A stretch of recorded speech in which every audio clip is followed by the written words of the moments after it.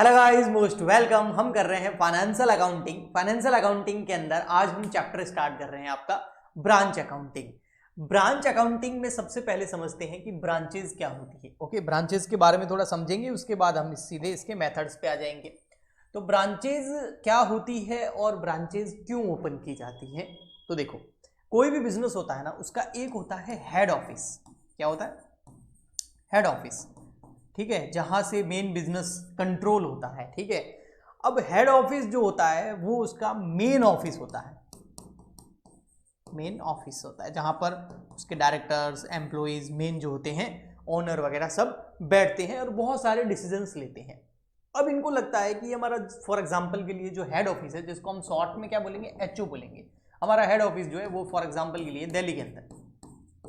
ठीक है, अब दिल्ली में तो ठीक है, बिजनेस हमारा चल रहा है, हम सेल्स वगैरह कर रहे हैं, लेकिन अब हम चाहते हैं कि हमारा जो सेल्स है वो और बढ़े, और इसके अलावा हमारे जो प्रोडक्ट इंडिया के अंदर जहां जहां जा रहे हैं, तो वहां पर जो प्रोडक्ट हमारे कस्टमर परचेज करके लेके जा रहे हैं, जैसे दिल्ली से राजस्थान लेके गए, गुजरात लेके गए, एमपी यूपी लेके गए, तो उन कस्टमर्स को भी थोड़ा सर्विस देने के लिए क्यों ना वहां पर भी ऑफिसेस खोलते। तो दो काम हो जाएंगे, एक तो सेल्स बढ़ जाएगी, और एक, अगर हर इंसान को अपने आसपास सिटी में ऑफिस मिल जाए, तो अगर उसको उस प्रोडक्ट में कोई प्रॉब्लम आती है या उस प्रोडक्ट को दिल्ली आके जो परचेज करना पड़ रहा है वो वहीं पर भी कर सकता है, तो कस्टमर सर्विस भी मिल जाएगी और सेल्स भी बढ़ जाएगी। तो इस उद्देश्य से जो है, इस ऑब्जेक्टिव से जो है, बहुत सारी बिजनेसेस जो है अपनी हेड ऑफिस जो है वो तो है ही, उसके अलावा अलग अलग जगह पर ब्रांचेस भी ओपन कर लेते हैं। जैसे एक ब्रांच हमने ओपन कर ली यहाँ पर, एक यहाँ पर कर ली, एक यहाँ पर कर ली, और एक यहाँ पर कर ली। ठीक है, तो धीरे धीरे फिर ये जो है बढ़ता ही जाता है। फॉर एग्जाम्पल के लिए मैं आपको दूं, जैसे कि आपके आसपास आपको बैंक्स दिखते होंगे बहुत सारे, SBI bank, HDFC bank, ICICI bank, है ना, पीएनबी बैंक, आईडीबीआई बैंक, बहुत सारे बैंक दिखते हैं। तो ये जितने भी बैंक्स हैं जो आपके आसपास एरिया के अंदर है, वो सब ब्रांचेज हैं। मेन इनका हेड ऑफिस हो सकता है दिल्ली में हो, बेंगलुरु में हो, बड़ी मेट्रो सिटीज के अंदर जो है इनका हेड ऑफिस होता है। और आपकी सिटी में जो आपको आसपास दिख रही है, ये सब की सब ब्रांचेस होती है। तो ये ब्रांचेस क्यों खोली गई? ताकि कस्टमर को सर्विस दे सके। और अब बैंकिंग का तो मेन काम ही होता है लोन प्रोवाइड कराना, अकाउंट ओपन करना, एटीएम वगैरह की फैसिलिटीज देना, है ना, ऑनलाइन फैसिलिटीज देना, तो वो सर्विस देते हैं। इसके अलावा बहुत सारे और भी बिजनेसेस हैं, वे भी अपनी ब्रांचेस खोलते हैं ताकि वे कस्टमर तक पहुंच सके, उनको सर्विस दे सके और प्रोडक्ट सेल कर सके, और उससे सेल्स भी इंक्रीज होती है। ओके, ठीक। अब ठीक है, ब्रांचेस तो ओपन कर ली हमने अलग अलग जगह पे। ठीक है, हाँ भाई, ब्रांचेस ओपन हो गई। अब इन ब्रांचेस की अकाउंटिंग भी तो करनी पड़ेगी ना। हाँ, तो वो अकाउंटिंग हम करते हैं इस चैप्टर के अंदर। तो इस चैप्टर के अंदर हम ब्रांच ओपन करना नहीं सीखेंगे। ब्रांच ओपन हो गई है, अब ये जो ब्रांच जो है वो बिजनेस कर रही है, उस बिजनेस की अकाउंटिंग करेंगे। तो सारी ब्रांचेस की एक साथ नहीं करेंगे। ये जो हेड ऑफिस है ये क्या करेगा, सभी ब्रांचेस की अलग अलग अकाउंटिंग करेगा। इस ब्रांच की अलग अकाउंटिंग करेगा ताकि पता लग सके कि इस ब्रांच से प्रॉफिट हो रहा है या लॉस। इस ब्रांच की अलग से अकाउंटिंग करेगा ताकि पता लग सके इससे प्रॉफिट हो रहा है, लॉस, इससे प्रॉफिट या लॉस, इससे या प्रॉफिट और लॉस। इससे भी पता चल जाएगा कि कौन सी ब्रांच सबसे ज्यादा प्रॉफिट दे रही है, कौन सी ब्रांच लॉस में। ठीक है, फिर उस हिसाब से उसके ऊपर एक्शंस लिए जाएंगे। ओके जी, ठीक। अब ये जो ब्रांचेस होती है, इनके मैं आपको थोड़े से टाइप्स बताता हूँ। आई होप आपको समझ में आ गया होगा कि ब्रांचेस क्यों ओपन की जाती है। अब हम समझते हैं टाइप्स ऑफ ब्रांचेस। देखो, अभी मॉडर्न जो टेक्नोलॉजी का टाइम है, इसमें बिजनेस केवल नेशनल नहीं, इंटरनेशनल लेवल पर 7 कॉन्टिनेंट में किया जा सकता है। तो उस हिसाब से ब्रांचेस को जो है 2 पार्ट में डिवाइड किया गया है। एक आती है आपकी डोमेस्टिक या इनलैंड ब्रांच। इनलैंड ब्रांचेस यानी कि डोमेस्टिक ब्रांचेस भी बोलते हैं इसको, या नेशनल ब्रांचेस भी बोल सकते हैं। मतलब आपकी कंट्री के अंदर ही आप ब्रांचेस खोल रहे हो, जहां आपका हेड ऑफिस है ना, उस कंट्री में ही आप ब्रांचेस खोल रहे हो। आपका हेड ऑफिस इंडिया में और आप इंडिया में ही ब्रांचेस खोल रहे हो, तो वो आपकी हो गई इनलैंड या डोमेस्टिक ब्रांचेस। एक होती है आपकी फॉरेन ब्रांचेस। अब हमारे इंडिया के लिए फॉरेन ब्रांचेस क्या होगी भाई? कोई बिजनेस है, कोई कंपनी है, उसका जो हेड ऑफिस है वो तो इंडिया के अंदर है, उसका हेड ऑफिस तो कहाँ है, इंडिया में है, और ब्रांचेस कहाँ ओपन कर रहे हैं, इंडिया से बाहर। दुबई में ओपन कर ली, अमेरिका में ओपन कर ली, रसिया में ओपन कर ली, है ना, चाइना में ओपन कर ली। तो इन कंट्रीज में आप अपनी ब्रांचेस ओपन कर रहे हैं, तो वो हो गई आपकी फॉरेन ब्रांचेस।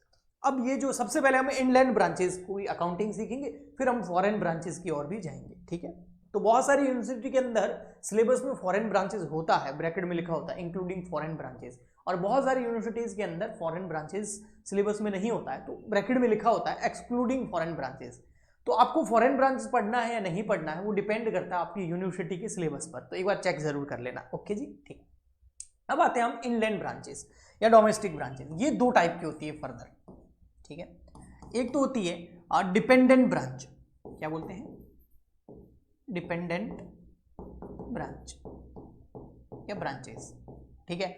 इसको हम कंट्रोल ब्रांच भी बोलते हैं, कंट्रोल्ड ब्रांच। और कंट्रोल ब्रांच से आपको समझ आ जाएगा कि इसको कंट्रोल ब्रांच क्यों बोलते हैं, डिपेंडेंट क्यों बोलते हैं, क्योंकि ये पूरी की पूरी ब्रांच जो है वो डिपेंडेंट होती है अपनी हेड ऑफिस पर। ओके, और एक होती है इंडिपेंडेंट ब्रांचेस, इंडिपेंडेंट ब्रांचेस स्वतंत्र होती है ना। ओके, फ्रीडम मिलती है इसको पूरी। अब यहां पर हमने जो टाइप्स पढ़ा है ना बेटा, कंफ्यूज मत होना बिल्कुल भी, क्योंकि आगे और बहुत कुछ होने वाला है। तो ये चार्ट आप हमेशा याद रखना है ना कि भैया जो ब्रांचेस होती है दो होती है, inland branch, foreign branch. Inland branch जो है वो दो तरह की होती है, यानी कि डोमेस्टिक ब्रांचेस दो तरह की होती है, एक डिपेंडेंट ब्रांच और एक इंडिपेंडेंट ब्रांच। फॉरेन ब्रांच हम बाद में करेंगे, अभी हम कर रहे हैं इनलैंड ब्रांच, और उसके अंदर दो ब्रांचेस है, डिपेंडेंट ब्रांच और इंडिपेंडेंट ब्रांच। क्या मतलब इसका, डिपेंडेंट ब्रांच जो होती है ना उसके ऊपर पूरा कंट्रोल हेड ऑफिस का होता है, पूरा हेड ऑफिस उसको कंट्रोल करती है, यानी कि वो ब्रांच अपने आप कोई डिसीजन नहीं ले सकती है ना, सारा का सारा डिपेंड करता है हेड ऑफिस के ऊपर। इस ब्रांच को, जो डिपेंडेंट ब्रांच होती है, कंट्रोल ब्रांच होती है, इस ब्रांच को जो गुड्स बेचना वो सारा का सारा हेड ऑफिस भेजेगी, जो खर्चे कर रही है ब्रांच वो भी हेड ऑफिस पे करेगी। अब उसमें फर्नीचर लगाना है हेड ऑफिस भेजेगी, मशीनरी लगानी है हेड ऑफिस भेजेगी, गुड्स हेड ऑफिस भेजेगी। उस ब्रांच का जो डिपेंडेंट ब्रांच होती है वो पूरी की पूरी अपनी हेड ऑफिस पे डिपेंडेंट होती है। कुछ भी चाहिए होता है फिर सीधा हेड ऑफिस वालों को फोन कर देती है, यानी कि ज्यादा स्टाफ वगैरह नहीं होता है, नॉर्मल स्टाफ होता है, और वो नॉर्मल स्टाफ जो है हेड ऑफिस जो भी सामान चाहिए हेड ऑफिस भेज देता है, चाहे गुड्स, चाहे कोई एसेट, चाहे कैश पेमेंट करने के लिए, एक्सपेंसेस वगैरह सब कुछ। ये ब्रांच क्या करती है, बस उस गुड्स को सेल करती है, जो पैसा आता है उसको हेड ऑफिस को भेज देती है, और वहां इस ऑफिस में जो काम करने वाले एम्प्लॉइज होते हैं उनको हेड ऑफिस सैलरी पे कर देता है, बस सिंपल। ओके, और हेड ऑफिस ही जो है इन ब्रांचेस की प्रॉफिट एंड लॉस को कैलकुलेट करती है। ओके, ठीक। इनको अपनी अकाउंटिंग भी अलग से नहीं करनी होती है, हेड ऑफिस कर लेता है इनका ब्रांच अकाउंट बना करके। इंडिपेंडेंट ब्रांच जो होती है ये थोड़ी इंडिपेंडेंट होती है, ये हेड ऑफिस तो इनको गुड्स भेजता ही भेजता है, इसके अलावा ये ब्रांचेस जो है वो खुद से भी गुड्स परचेज कर सकती है और बहुत सारे डिसीजन खुद से भी ले सकती है। ठीक, तो यहां पर हमने समझा ये इनलैंड ब्रांचेस जो है ये ए नंबर हो गया आपका, और फॉरेन ब्रांच हो गया बी। अब ए के अंदर दो है, एक डिपेंडेंट ब्रांच और एक इंडिपेंडेंट ब्रांच। अब आप समझना, जो डिपेंडेंट ब्रांच है हम पहले इसकी अकाउंटिंग करना सीखेंगे, फिर इंडिपेंडेंट की सीखेंगे, उसके बाद हम फॉरेन ब्रांच पे जाएंगे। ठीक है, आपको समझ में आ गया। अब देखिए डिपेंडेंट ब्रांच जो है, हाँ, इसकी अगर आपको अकाउंटिंग करनी है तो अकाउंटिंग कौन करेगा सबसे पहले, क्या ये ब्रांच खुद अपना प्रॉफिट एंड लॉस कैलकुलेट करेगी? नहीं, अकाउंटिंग बाय हेड ऑफिस। इसकी अकाउंटिंग कौन करेगा? हेड ऑफिस करेगा। तो हेड ऑफिस, एक हेड ऑफिस है और उसकी 10 ब्रांचेस है, तो वो 10 ब्रांच के अलग अलग अकाउंट्स बनाएगा। ओके, और अकाउंटिंग जो करेगा, हाँ, तो उसके कुछ मेथड तो होंगे ना प्रॉफिट एंड लॉस कैलकुलेट करने के भी, इस ब्रांच से प्रॉफिट हो रहा है या लॉस हो रहा है, तो उसके मेथड्स क्या है? तो कंट्रोल ब्रांच या डिपेंडेंट ब्रांच जो होती है उसकी अकाउंटिंग जो हेड ऑफिस करती है उसके हैं मेथड्स 4। सबसे फर्स्ट मेथड है इसका, जिसको मैं स्मॉल में एक में डाल देता हूं, डेटर मेथड, जिसको ब्रांच डेटर मेथड भी बोलते हैं। सबसे फर्स्ट कौन सा है? Debtor method. सॉरी, एक सेकेंड, सॉरी, डेटर मेथड नहीं है। सबसे फर्स्ट वाला कौन सा है? Branch account method. क्या है? Branch account method.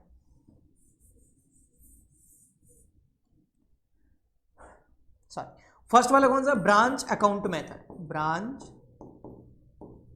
Account method, ये है फर्स्ट मेथड। इसमें ब्रांच का अकाउंट बना दिया जाता है, तो इसको हम ब्रांच अकाउंट मेथड बोलते हैं। सेकंड वाला आता है stock and debtor method. Second क्या है? Stock and debtors method.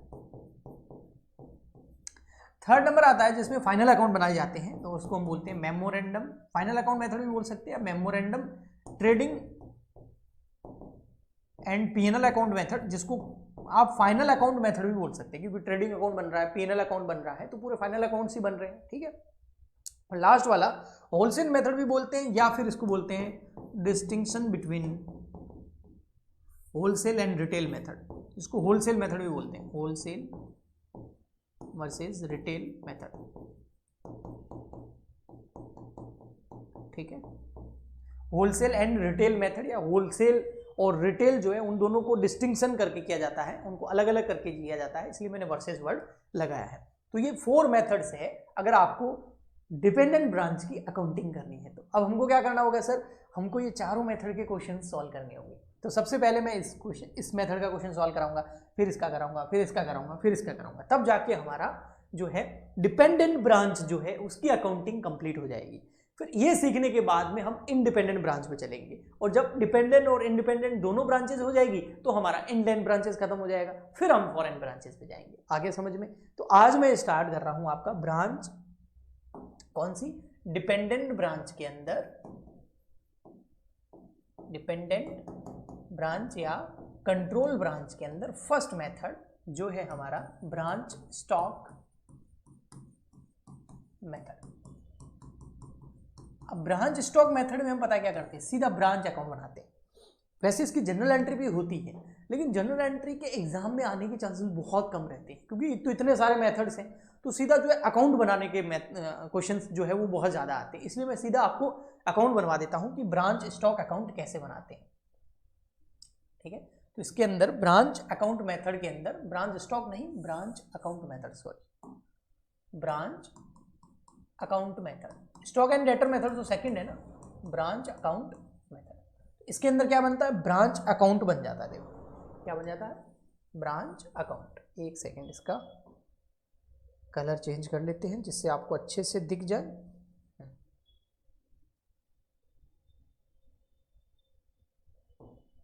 चलो, ब्रांच अकाउंट मेथड का फॉर्मेट बनवा देता हूं, जिससे आपको समझ में आ जाएगा कि कोई भी हेड ऑफिस जो है ब्रांच अकाउंट मेथड बना करके किसी भी अपनी ब्रांच का जो है प्रॉफिट एंड लॉस कैलकुलेट कर सकती है। कौन? Head office. ओके,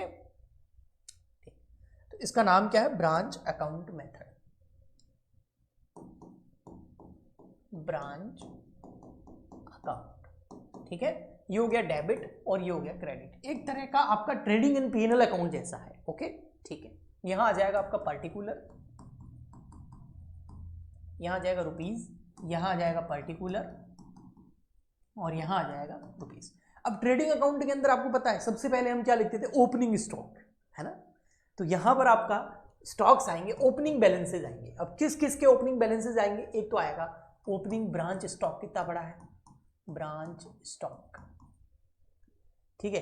एक ओपनिंग में ब्रांच में डेटर्स कितने पड़े हैं, ओपनिंग बैलेंसेज आएंगे 4। एक तो आएगा ब्रांच स्टॉक का, एक आएगा ब्रांच डेटर का, एक आएगा ब्रांच पीटी कैश, कैश पड़ा है अगर कोई पीटी कैश अकाउंट, और एक आएगा आपका ब्रांच एसेट या ब्रांच फर्नीचर। अधिकतर फर्नीचर होता है इसलिए मैं फर्नीचर ले रहा हूं, बाकी आप एसेट भी ले सकते हैं इसकी जगह। तो ये चारों के चारों ओपनिंग बैलेंसेज आएंगे। वैसे ट्रेडिंग अकाउंट में ओनली एक ही बैलेंस आता था, कौन सा, जो स्टॉक होता था वो। अब इसमें ओपनिंग स्टॉक के साथ साथ में opening debtor, opening PT cash, opening branch का जो फर्नीचर है, ये चारों ओपनिंग बैलेंसेज आ जाएंगे। अब उसमें होता क्या, डेटर में कोई प्रॉब्लम नहीं होती है, पीटी कैश में भी कोई प्रॉब्लम नहीं होती है, ब्रांच फर्नीचर में भी कोई प्रॉब्लम नहीं होती है, लेकिन जो ब्रांच स्टॉक है ये कई बार जो है कॉस्ट पे दिया होता है, कई बार आईपी पे दिया होता है। अब ये कॉस्ट और आईपी क्या है समझो, ये हमारा हेड ऑफिस, ठीक है, और ये हेड ऑफिस अपनी ब्रांच को गुड सेंड करता है, ठीक है। अब ये गुड सेंड किस प्राइस पे कर रहा है, ये बहुत इंपॉर्टेंट है। तो ये जो गुड सेंड किया जा रहा है हेड ऑफिस द्वारा, है ना, हेड ऑफिस द्वारा गुड जो है वो सेंड किया जा रहा है किसको, सेंड टू ब्रांच, ठीक है। तो वो दो तरीकों से किया जा सकता है, दो प्राइस भी किया जा सकता है, एक तो ऑन कॉस्ट और एक ऑन आईपी। आईपी मतलब इनवॉइस प्राइस। कॉस्ट का मतलब क्या होता है, जैसे 100 रुपए का गुड्स है तो 100 रुपए में भेज दिया इसको। अब ये ब्रांच क्या करेगा, उसके अंदर प्रॉफिट जोड़ के आगे सेल कर देगा। बट कई बार जो है हेड ऑफिस क्या करती है, नहीं कॉस्ट वॉस्ट बताती नहीं है, क्योंकि प्रॉफिट को हाइड रखना चाहती है। तो वो क्या करती है, प्रॉफिट जोड़ के ही ब्रांच को गुड सेंड कर देती है। फॉर एग्जांपल के लिए कॉस्ट हो गई 100 और प्रॉफिट जोड़ दिया 20 का, तो 120, तो ये 120 क्या होगी आईपी। आईपी का मतलब क्या होता है कॉस्ट प्लस प्रॉफिट।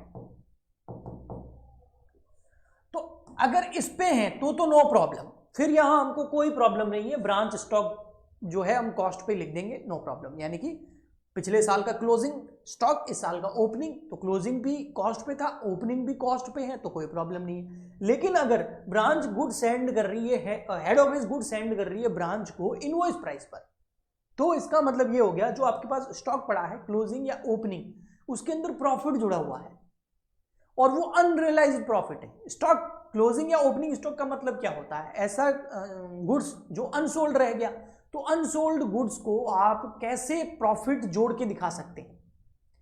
तो उस केस में अगर ये आईपी पे है, इनवॉइस प्राइस पे है, तो यहां पर एक काम हमको करना पड़ेगा, इसमें जो प्रॉफिट जुड़ा हुआ है ना उसको हटाना पड़ेगा। यानी कि अगर ये 100 रुपए पे है तो नो प्रॉब्लम, लेकिन अगर यहां पर 120 पे है, ये 120 पे, तो ये 20 रुपीज हमें यहां से हटाने पड़ेंगे, क्योंकि आप भी जानते हैं, इतना तो है ना, फाइनेंशियल अकाउंटिंग पढ़ ही रहे हैं कि स्टॉक जो है वो हमेशा कॉस्ट पे दिखाया जाता है।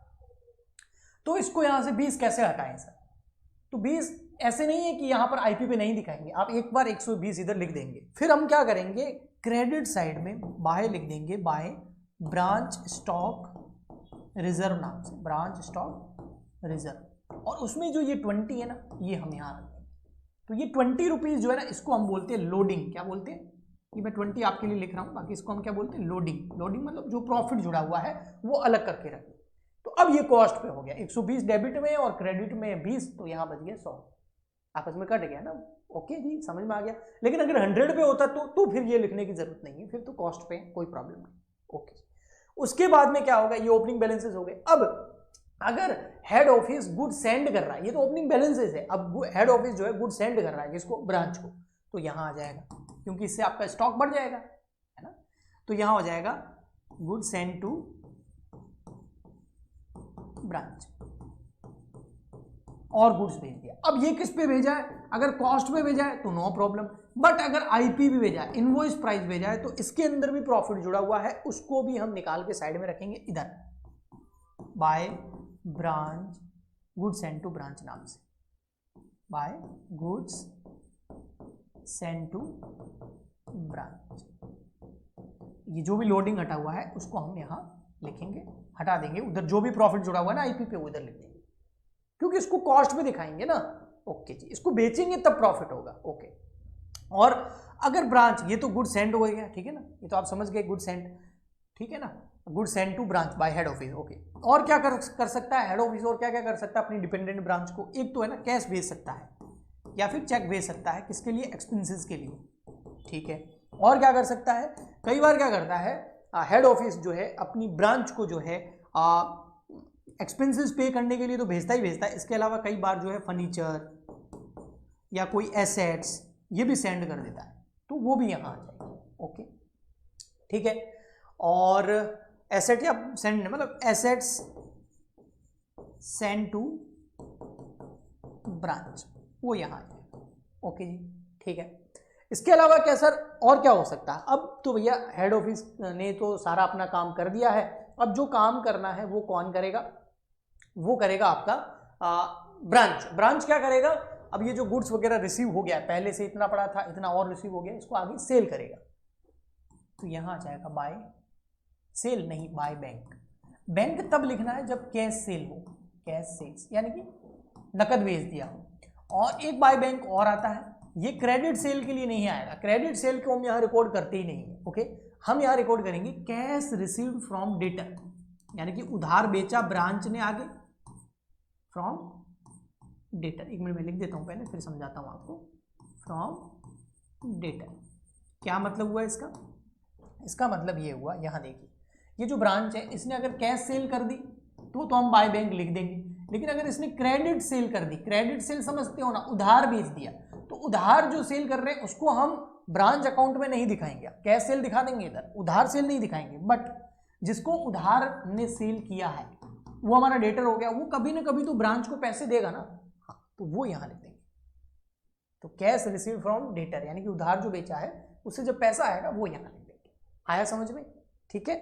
ओके, और क्या हो सकता है सर, ये जो है ना गुड्स जो ब्रांच ने, सॉरी हेड ऑफिस ने गुड्स किसको भेज दिया, ब्रांच को बेचने के लिए, ठीक है। लेकिन कई बार कोई डिफेक्टिव गुड्स आ गया या कोई गुड्स सेल नहीं हो रहा है, तो ब्रांच क्या कर देगा, उसको वापस कहाँ भेज देगा, हेड ऑफिस पे। कहाँ भेज देगा वापस, हेड ऑफिस पे। तो ये हो गया आपका गुड्स रिटर्न एक तरीके से।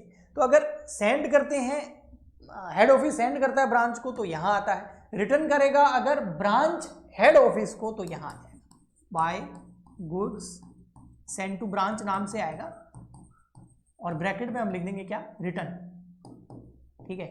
बट यहाँ एक चीज ध्यान रखना, अब ये रिटर्न भी अगर कॉस्ट पे तो कोई प्रॉब्लम नहीं, लेकिन रिटर्न भी अगर आईपी पे हो रहा है, इनवॉइस प्राइस पे हो रहा है, तो फिर ये जो आईपी है इसमें जो प्रॉफिट जुड़ा हुआ है, जैसे इसमें जो प्रॉफिट जुड़ा हुआ था मैंने इधर लिखा, तो इसमें जो प्रॉफिट जुड़ा हुआ है वो हम इधर लिख देंगे, टू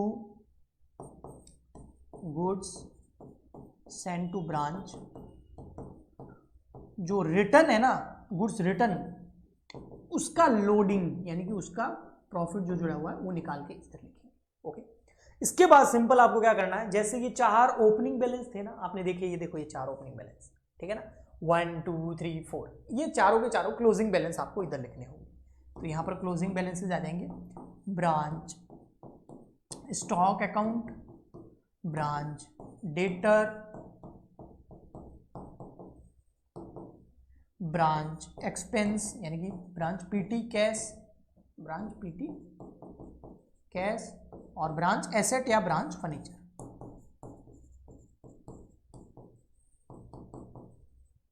तो ये अकाउंट जो है किसका है, डिपेंडेंट ब्रांच का है। और कौन सा मेथड लग रहा है डिपेंडेंट ब्रांच के अंदर, आपका first method branch account method. और ये कौन बना रहा है, ये हेड ऑफिस बनाता है इस अकाउंट को, ठीक है। उसके बाद में इधर की टोटल करेंगे, इधर तो सेल आती है, तो सेल ज़्यादा हो गई और एक्सपेंस हो गए कम, और बैलेंसिंग फिगर इधर आ गया तो हो जाएगा आपको प्रॉफिट। ये क्या है आपका प्रॉफिट, अगर इधर बैलेंसिंग फिगर आता है तो। लेकिन एक्सपेंस ज़्यादा हो गए और सेल कम हो गई तो हमारा यहाँ हो जाएगा लॉस, तो इधर आ जाएगा बाय पीएनएल, बैलेंसिंग फिगर से आएगा, लेकिन ये क्या होगा हमारा लॉस हो जाएगा। मतलब जैसे हम ट्रेडिंग और पीएनएल में देखते हैं, अगर इधर आता है तो प्रॉफिट, इधर आता है तो लॉस। डेबिट में आ जाए बैलेंस तो प्रॉफिट, यानी कि क्रेडिट साइड ज़्यादा है, इनकम ज़्यादा है, और अगर डेबिट साइड ज़्यादा है तो फिर बैलेंस आ जाएगा क्रेडिट में, यानी कि एक्सपेंस ज़्यादा है तो आपको लॉस हो जाएगा, okay, comparison to income, okay. तो ये हो गया आपका ब्रांच अकाउंट। आप चाहे तो स्क्रीनशॉट ले सकते हैं। नेक्स्ट लेक्चर के अंदर मैं आपको इसका न्यूमेरिकल क्वेश्चन कराऊंगा। बस आपके सपोर्ट की जरूरत है, ज़्यादा से ज़्यादा लाइक करें, शेयर करें, सब्सक्राइब करें, कमेंट करें, ताकि हम आपके लिए इसी तरीके के लेक्चर लाते रहें। मिलते हैं नेक्स्ट लेक्चर में। आज के लिए इतना ही, तब तक के लिए good bye and thank you.